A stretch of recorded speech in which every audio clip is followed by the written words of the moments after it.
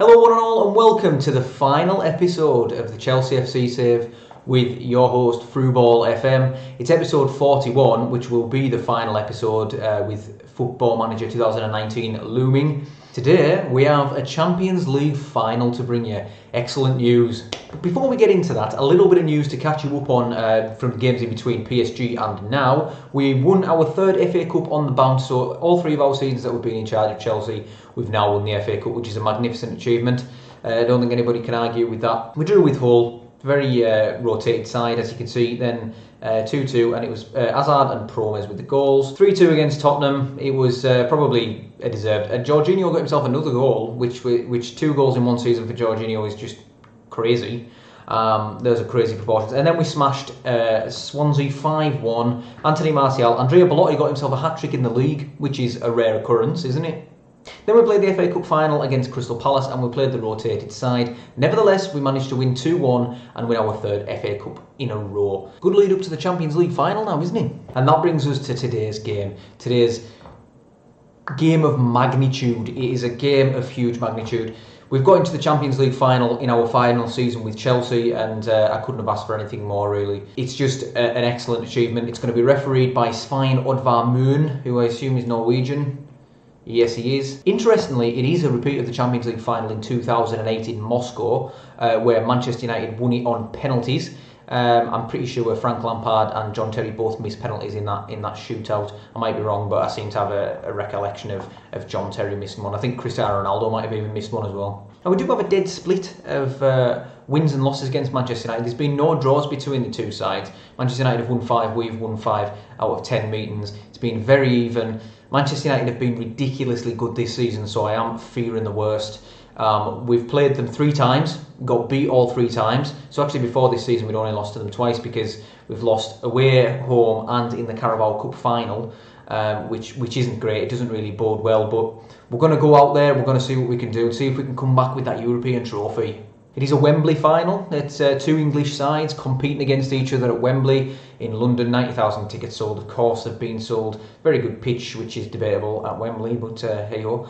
23 degrees, which isn't a bad temperature really, is it? It's the 30th of May, 23 degree heat.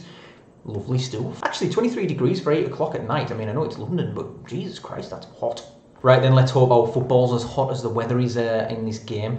It's not like that in real life, it's very cold. But obviously this is the team that we will be playing with. It is the team that has carried us forward this season and mostly throughout the save really, the only addition being Andrea Belotti. Courtois in goal, Delete Christensen at centre-back as ball-playing defenders, left-back Kieran Tierney, right-back Cesar Azpilicueta, Jorginho, Fekir and Kante in the middle in that famous old Peter slice. Hazard as the inside forward on the left hand side with Willian on the right hand side.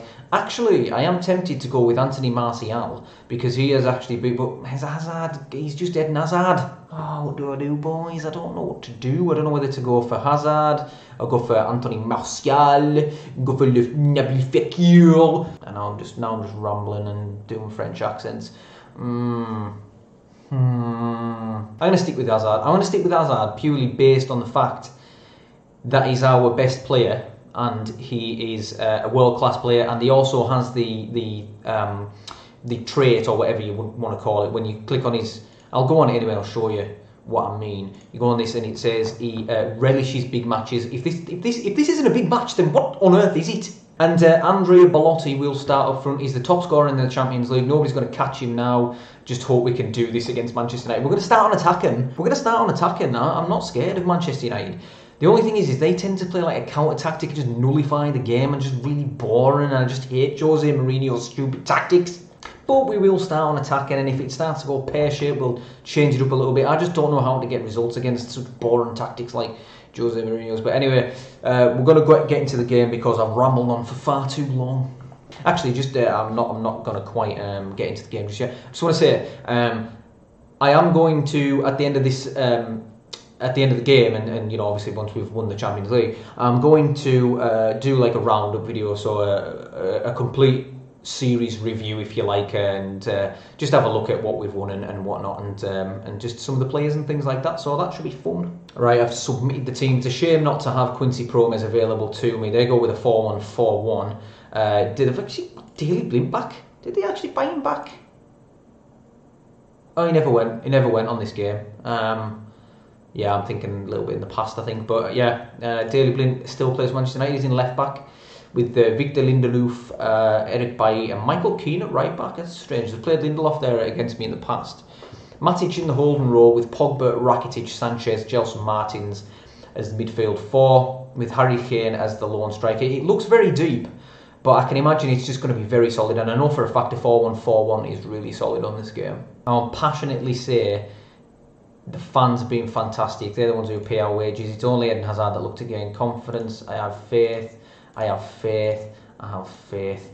Go out and do it, boys. Go out and beat Manchester United for the first time this season. So we get underway. There's Wembley in its usual pride. But yeah, we have actually even played Manchester United at Wembley because the Carabao Cup final would have been played there, obviously. So that's a strange kind of deal that we've actually been beaten by Manchester United already in the Carabao Cup. I just can't see us beat Manchester United. They've been so strong this season. I'm just going to stop it there because I am actually going to put it on extended highlights. There we go. So I put it on extended highlights and Manchester United come forward with it. But yeah, I mean, you can see they're dominating the ball already.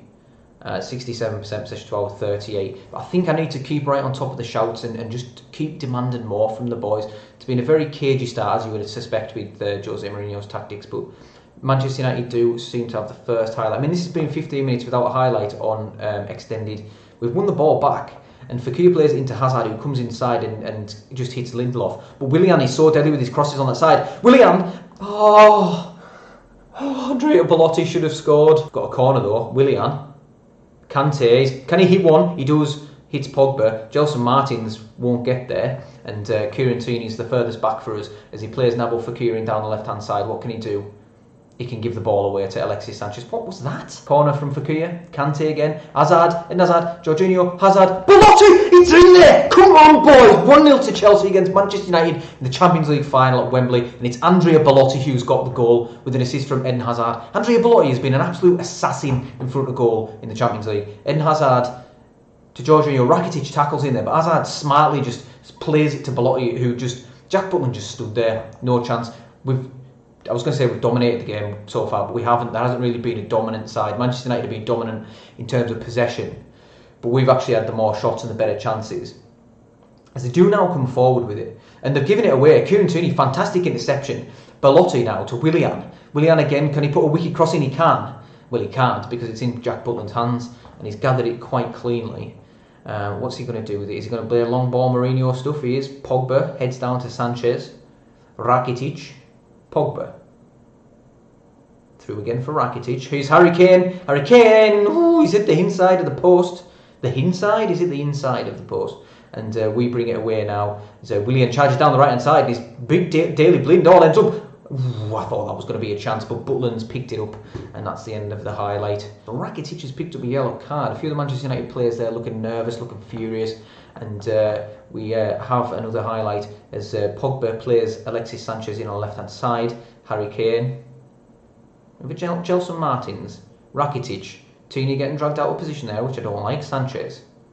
Sanchez goes for goal, but it's really, really poor effort, and we'll take those all day. Approaching half-time. It's, as I say, there's only been 6 shots in the entire game, 3 on target. We've managed to put one of those away with Andrea Belotti's 21st minute strike. I'm very, very pleased with the way this first half's gone, actually. It's getting that goal against Manchester United that is the difficult part, because they set up stall, and usually they score first, so they can just totally nullify their opponents after they get that first goal. But because we've got the first goal, they might actually need to come out and play against us, and that's when we can hit them on the break. Okay, I'm going to say at half-time, I'm happy with the performances, and to keep it up, a few of the boys look delighted, and I'm going to also say, weren't that bad, have faith, weren't that bad, have faith, just to keep the boys happy, relaxed and motivated. Just noticed there, Jorginho's got himself a 94% pass completion ratio. If there isn't a stat that sums up somebody's time at a football club, then I don't know what is really. That's just sums Jorginho up in a nutshell, that pass and accuracy stat. He's got a free kick very early on in this second half.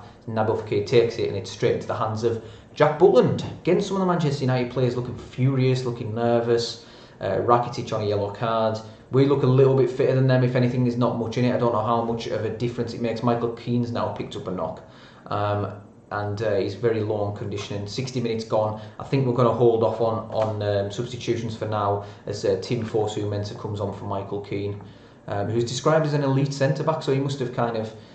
come on, he's Hakim Ziyech. Ziyech strikes one from distance and it's wide. But I remember Hakim Ziyech, I think, got a brace in one of the games against us, so we need to be mindful of him. And actually, I'm just going to go on the opposition instructions, which isn't that. I'm going to go on the opposition instructions just here and see if we've got some instructions on Hakim Ziyech, which we have. We've got to tackle him hard. I'm half tempted to go to a 4-1-4-1 ourselves at about 80 minutes, just to really solidify this game and just to really, nullify Manchester United as much as they do to other teams with their formation in all essence. As Romelu Lukaku's just come on for Harry Kane, who's had a really quiet game apart from hitting the inside of the post. Oh, Manchester United I was just about to make some changes there, and Manchester United have got a chance. It looks like Daley Blind with the throw-in. Pogba hits it against Willian. It may actually be a counter-attack for us as Jorginho comes forward. Can we wrap this up? Kante, Willian, I thought the chance was gone. He squared it. Bailly, Willian, Bailly. Oh, we should really wrap that up there. The call was on, but now Lukaku's in. Romelu. Oh, okay. I'll take that, lad. I'll take that all day long. 85 minutes gone. I'm now going to make some substitutions. I'm going to drag everyone back into the 4-1-4-1 formation and just make sure that we hold this up. Andrea Belotti can go as a target man on support to give the midfield a bit of an outlet. We don't need to do any of that. We just need to go counter and actually take Hazard off now. But I mean, if it goes to extra time, I don't want Eden Hazard off the pitch because he's a really good penalty taker. I'm rambling because it's a really difficult decision to make. We need some more defensive players on that, in my opinion. If we're going to commit to this, we need to put some defensive players on. Just don't know what to do. Right, so what I've done is I've changed Hazard to an inverted winger on the left-hand side, and I think that's all we'll do. I think we might bring somebody on in defensive midfield, somebody like a Tarkowski, just to really shore up that midfield. But then Jorginho will be taken off, and I don't think we'll be able to cope with him after extra time. I'm sorry about this, boys. I'm really sorry about this. I just need to make my bloody mind up. I think that's all we'll do. That's all we'll do for now. The boys who have been out there need to win this for us, and we're going to hit that play button. Come on. Victor Lindelof's picked up a booking, and there is a highlight. There's a chance for somebody. Jorginho! Oh! Jorginho just placed it wide after, and there's another highlight straight after that chance for Jorginho. Eric Bailly, we've got the ball again. Can we counter? Nabil Fekir. It's tackled. It's Kante. Oh, he's put it over. He really should have hit the back of the net. We're getting some real chances now that Manchester United are committing more bodies forward. But considering Manchester United have been beat once in the league this season, they've won the Carabao Cup, so they didn't get beat in that competition. They got beat in the FA Cup as well. Pogba's going to get himself sent off. See you later, Paul, mate. Hopefully that should now be wrapped up. Come on. There's another chance. I don't know who it's going to be for. Belotti, Hazard. Don't give the ball away, boys. Fekir, Hazard. Lindelof tackles a bit straight to Kieran Tierney. Hazard. Why is Kieran Tierney that far forward? Get back. He's now back. Christensen. That is a terrible pass. What is that? No. Hakim Ziyech crosses away. Ziyech again. Tierney confronts him on the edge of the box. Jorginho gets it away, and now surely this is going to be a counter-attack for us as Lindelof dives in. I think it was Lindelof. Fekir is through. We can't find him. Belotti again. Offside. The time ticks away. It looks like we've done it. It looks like we've won the Champions League, boys. We've won every single competition available to us in this save. Hazard's offside, and we've won it. There's the old people dancing up and down with a trophy. Oh, I love it. I love it so much. Oh, that was nerve-wracking. That was really difficult. That was really difficult to get through. I didn't make one single change, which is not like me. I usually always make changes. Passionately say happy with the performance. Enjoy your success. Thibaut Courtois is going to be happy now because I promised him that we'd win the Champions League. So there we go. So we've earned £13.81 million for winning against Manchester United in the Champions League final. Courtois is happy to stay. The Chelsea fans worship me. That's what everybody wants to hear on Football Manager, that the fans worship you. That is awesome. The fans of Chelsea will be nursing hangovers tomorrow after the team led by Declan William Frew brought home the European Champions Cup. Oh my God. John Terry has labelled Declan William Frew a bona fide legend. following his successful stewardship of Chelsea's remarkable Champions Cup winning campaign.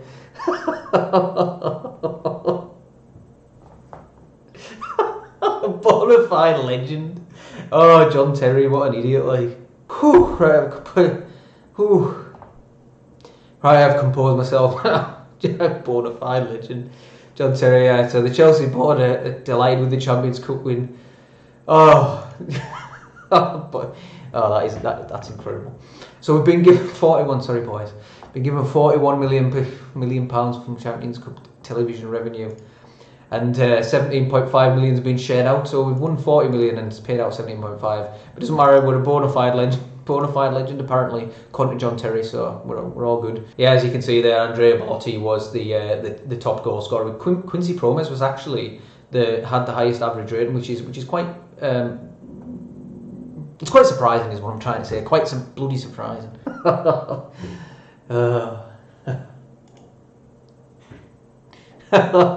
Oh, it's all, I've never seen that before. Right then, so we've won the Champions League final. We've finished the series with a flourish. That is now going to be the end of the series and the end of my Football Manager 2018 cycle on YouTube. So we'll just go through some of the things from this season so far. Do a little bit of a season review. So you see the most appearances was Thibaut Courtois with 61, with an average rate of 6.91, which is pretty average for a goalkeeper, really. He got one key pass, which is quite nice, that's pretty cool. Didn't get an assist, but got a key pass. The key header as well, which is cool, and a key tackle. Probably expect maybe a couple of key tackles a season from a sweeper keeper, but he got 24 clean sheets as well, which is pretty good. Our top goal scorer was actually Andrea Bellotti with 33 goals. Now that is incredible, considering the fact that he only scored 7 goals in the league. So that means that 26 of Andrea Bellotti's goals came in cup competitions. 17 of those were in 13 games in the Champions League. That is absolutely brilliant. Poor record in the league, but we'll skirt over that. In terms of other goal scorers, so we had Alvaro Morata up there on 18. Willian got with another brilliant return with 16. He got 15 in the league, which is excellent. Nearly 1 in 2 in the league for a winger's. Absolutely unreal. Quincy Promes got 16 goals in less starts than Willian as well. I think more of his come in the Champions League. He got a nasty hip injury towards the end of the season that sort of has kept him out for quite a while, and I'll keep him out for some time still. Eden Hazard actually got 12 goals despite my much deriding him. Martial with 11, which is a really good return as well from 27 starts. Fekir only got 7 goals this season. That's in comparison to last season when he got 15, 14 of which in the league. He didn't actually score in Europe last season. He scored in Europe this season, played far more games.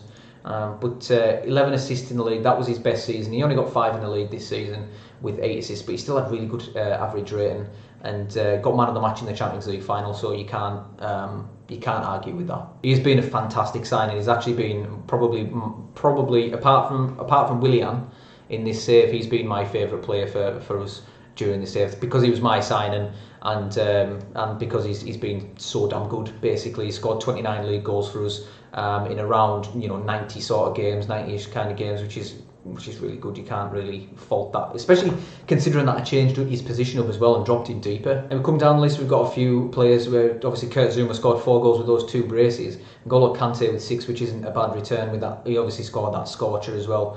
I think it was against PSG, which was nice. Ross Barkley got 5. I think he got a little more than that last season. Denis Suarez with 3.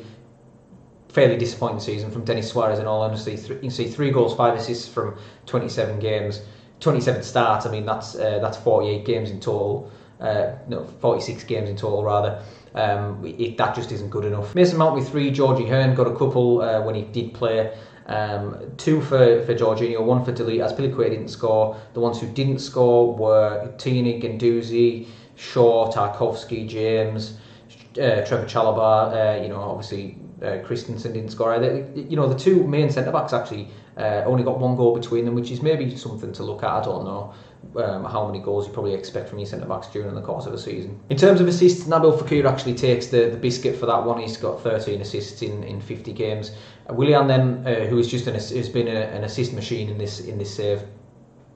Got 12 this season. Promes with another impressive 11 and a really impressive average rating for him as well. 10 from Hazard, 9 from Martial, 8 for Andrea Belotti, 7 for Kante, 6 Morata, 5 Suarez. Again, disappointing from Suarez, considering that Morata got more and he plays up front, is kind of a telling story, really. Jorginho only got 4, but that's not what he's there for. He supplies the other players, so he's spraying it to the likes of Willian and Fekir and Hazard, and Promes, Martial, those types of players who can then direct the ball into attacking areas. Mason Mount with 4 assists from 19 games. That's really good. You think about the proportionality there. 19 games as opposed to 46 for Denis Suarez, and he's got 1 less assist and the same amount of goals. That for me, that says it all. Perhaps a little disappointing. Ross Barkley only got 3 assists, which is possibly a little bit disappointing. As Piliqueta only got 1, which definitely is disappointing for a fullback, considering Tini and Shaw have got 2 each. I'm not sure if the right back Reece James got a couple. He did actually. Reece James got 3 assists, which he came in and actually had a really good backup season for us. Really, he played 20 times and was fine. You know, he played all right. Average rating then once again, it's Nabil Fekir who takes the biscuit. Willian, Promes, you know, there's actually a theme emerged during this little bit of analysis that Fekir, Willian and Promes have been our players of the season. What's strange is that actually Promes and Willian share the same position, yet they're both two of our best players. I think what that kind of points to is the fact that winger on attack role this year has been extremely effective. Willian hasn't actually had a good last 5 games, whereas Promes has been banging for him. Alvaro Morata's got a really poor average rating. He's 7.03. That's really low for a team that should be challenging for the league and what have you. Nobody else really surprises me there in terms of average rating. I mean, Mason Mount is pretty high, 7.2, and I know he's played a less amount of games, so it kind of skew the data a little bit. Again, Kurt Zouma, much like last season, he's actually up there as our best defender. I never play him from the start, and that's maybe why he's getting the better, because I'm playing him in the easy games. I think I made reference to this last season, that possibly he's playing in the easy games, but he's been playing in the Champions League this season, so it's not likely that he's been playing in easier games. Key passes, Fekir's way up there. Willian and Kante, it's exactly who you'd expect to be up there. Denis Suarez actually ranks quite highly for that, which kind of doesn't really make sense. Key headers, Belotti's winning a lot of headers in good areas. He's won 77, that's 30 more than anybody else. And it's not as if he's played that many games more than Morata, really. He's played 34 and he's played 44 and he's played 52. So it's not as if he's played a great deal more. It's just that he seems to be winning a lot more headers. He's just more aggressive in the air, even though I don't think he's as tall as Morata. Morata is 6'2". I think Belotti's about 6 foot. He's 5'11", so it's maybe his strength. He's got 13 jump and reach, what's Morata's? Morata's is 14, so he's got better jump and reach, and he's got 18 heading Morata. He's just not winning the same amount of headers that Belotti is. He's got 17 heading, but I still find that strange. Key tackles: Matthias De Ligt, Christensen, Zouma and Tarkowski. What the only thing that really stands out for me there is that James Tarkowski is well up there with all of them, having played quite a few less games, so he's actually been a really good backup sign, and I've been happy with him this season. So that brings us to the end of the sort of squad analysis. What I want to do now is draw your attention to a few interesting things that have happened during the save. Just this season, probably things like World Cups, European Championships, things like that, and see who's won them, basically. But we'll start with the league table this year. I mean, 76 points wasn't a bad return, considering we had a poor end to the season because we were basically playing for nothing. We knew for quite a long period of the season that we were going to finish third. You probably can't see who's been relegated this season because of my head, but it's Everton, QPR and Stoke have actually got relegated quite comfortably as well, 32, 31 and 30 points. 8 points adrift, 9 and 10 respectively. Not great seasons from them. I mean, Stoke and Everton are quite surprising, really, how poorly they've done. Manchester City finished 12th. Tottenham finished 8th. So you've got Crystal Palace, Southampton and Leicester occupying the other European places, the Europa League places. And only just Crystal Palace very nearly got a Champions League place. Like I was saying, I actually think in terms of goal scoring and what have you, I think we've actually had a better season this season. Well, we have definitely had a better season than last season in terms of that. I just think this season, Liverpool and Manchester United have been just much better than everybody else.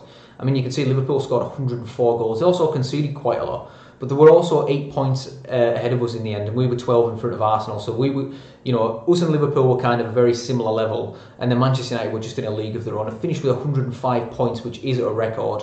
Only conceded 21 goals. I think 38's a very, very good sort of total to concede, and that was given that we did concede like 3 against Manchester United in one game as well, and they conceded 4 in one game against Leicester, so they would have only conceded 17 goals without those 4 from Leicester. Only lost 1 game all season, that 4-0 to Leicester.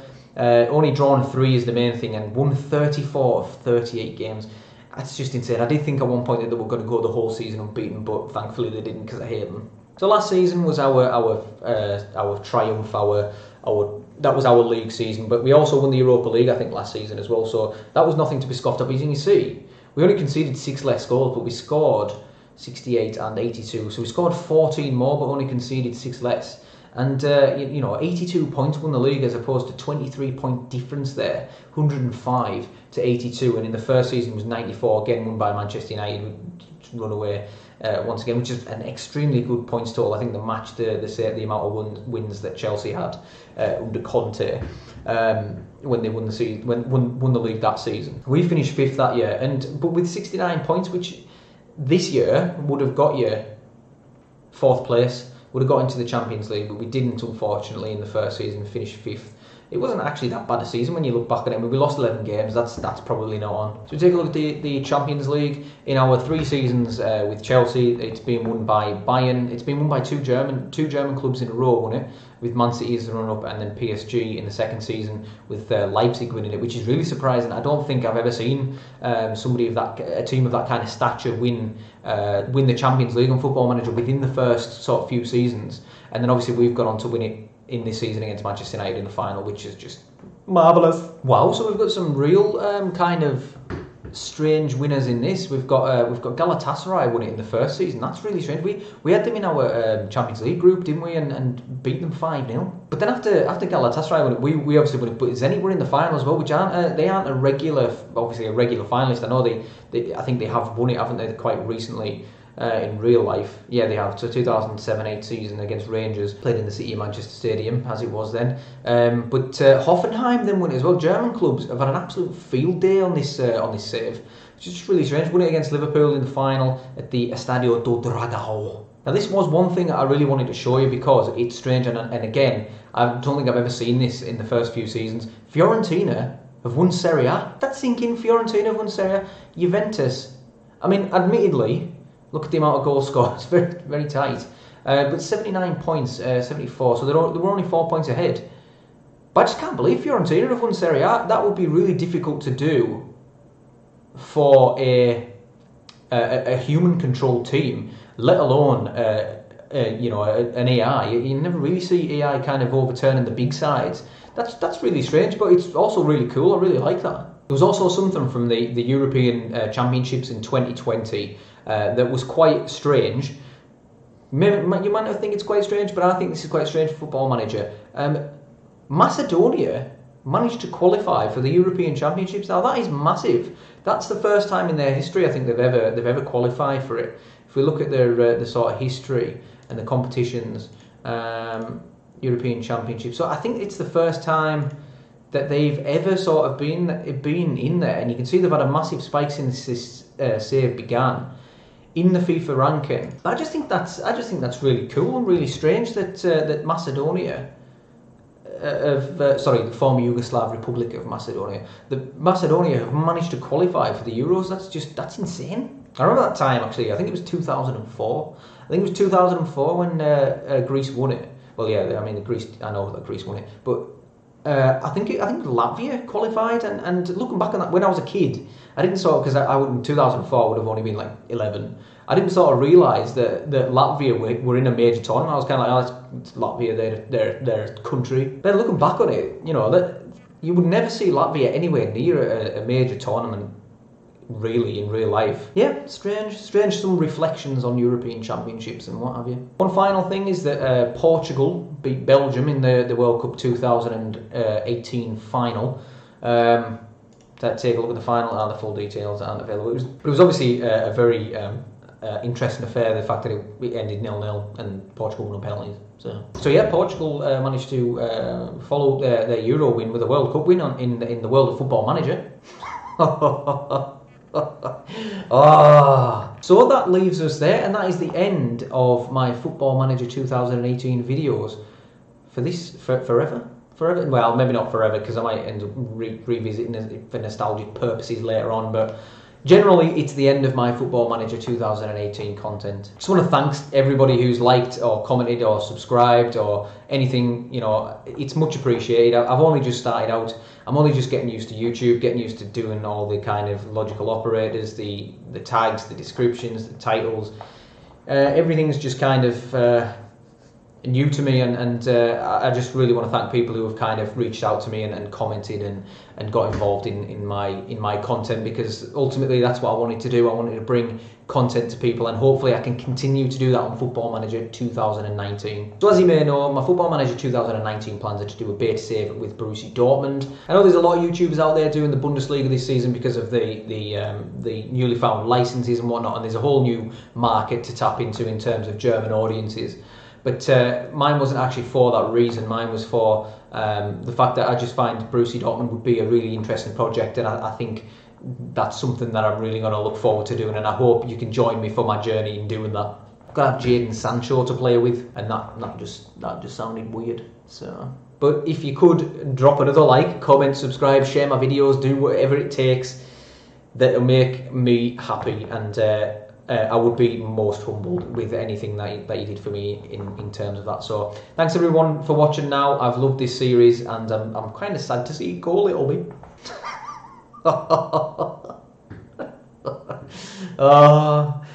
Genuine bona fide. John Terry just getting his neb in there, like, what's he doing these days? He's assistant manager with no job. That's about right. That's it for the Chelsea save. That's it. That's it now until Football Manager 2019.